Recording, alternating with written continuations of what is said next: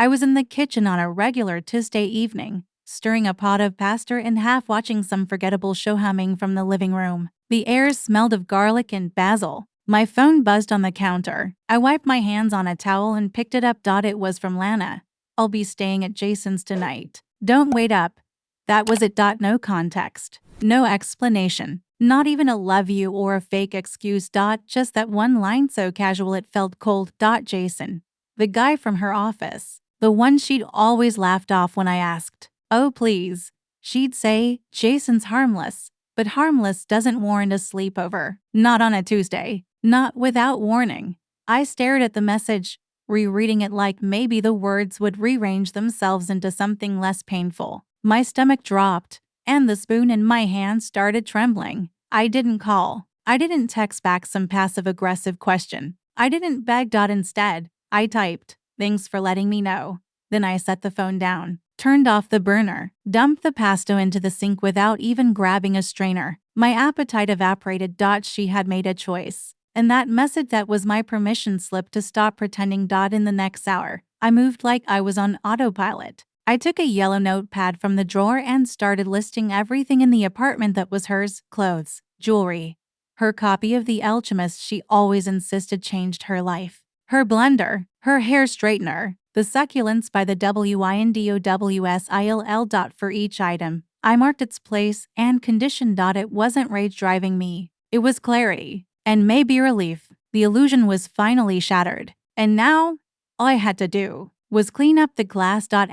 By morning, her side of the closet was empty, not sorted. I folded each item with care, just like she liked them. Her perfume bottles were wrapped in towels and packed snugly. I even taped her favorite mug with bubble wrap, the one that said, "But first, coffee." I didn't do it out of love. I did it out of respect for myself. Every item I packed was another line drawn, another anchor cut. I wasn't just cleaning up the apartment. I was cleaning the echo of her from my life. I loaded the boxes into the back of my car. 6 in total. I placed a printed inventory list on top of each one. Then I drove to Jason's building. His name was on the intercom. I didn't ring it. I left the boxes neatly stacked at the front door, with a short note taped to the top.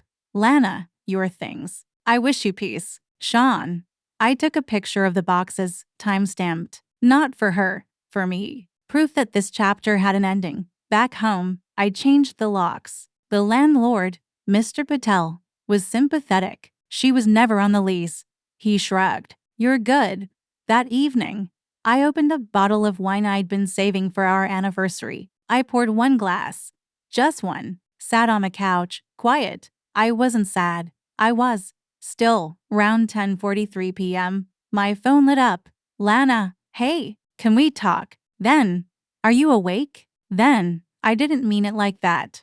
Then, "Where's my stuff?" I didn't reply. At 11:17 p.m., the knock started, loud, desperate. I walked to the door but didn't open it. "Sean, are you serious right now? You're not even going to talk to me?" "I don't think there's anything left to say." I answered through the door, calm, steady. "You're being dramatic." "No, I'm being done." She screamed something muffled and kicked the door. I didn't flinch. I let the silence wrap around me like a blanket. Let her rage. Let her pound. Let her lie awake in a bed that wasn't hers. Me. I was finally free. She was back the next night. Same knocking. Same desperation. Except this time, it wasn't just noise, it was a performance. I watched through the peephole as Lana sobbed loud enough for the neighbors to hear, makeup streaked and hoodie clinging to her like armor. She looked smaller somehow. Not physically, just reduced. "Please, Sean, just let me explain. It was a test. I just wanted to see how much I meant to you." "A test?"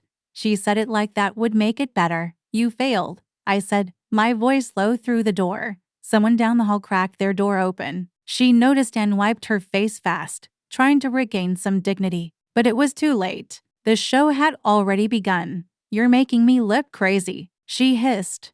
"You're doing that yourself," I replied. She left eventually, slammed down the stairwell, heels clattering like a retreating army. I turned off the lights and sat back on the couch. I didn't even feel satisfaction, just stillness, like watching the last coals of a fire finally go out. The next day, the fallout began to spread. Her mom called, furious. How could you just throw her out like trash? I calmly explained the lease, the text, the drop off, then hung up. Then Jason's girlfriend messaged me on Instagram. Yes, he had a girlfriend. Thanks for the screenshots. I had a feeling, she wrote.